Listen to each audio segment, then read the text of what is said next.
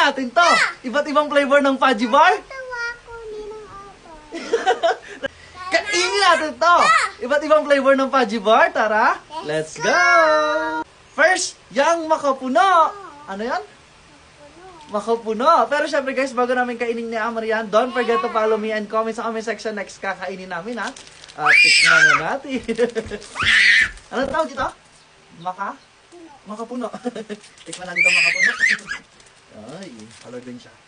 Wow, amalik. Tikman mo makapuno. Okay.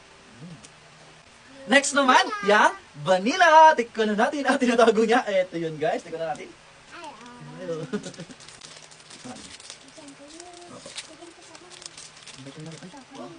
Vanilla. Tambay.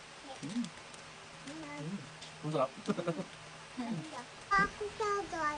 Hindi mo raw siya tapos. Ano yang? Mocha. Mocha, saan? Ito yun, tikman na natin. Masasarap to. Compare doon sa vanilla. Next naman, yung milk. Asan Amari, pakita na natin. Ito yun. Tikman na natin guys. Ang lalas natin yan.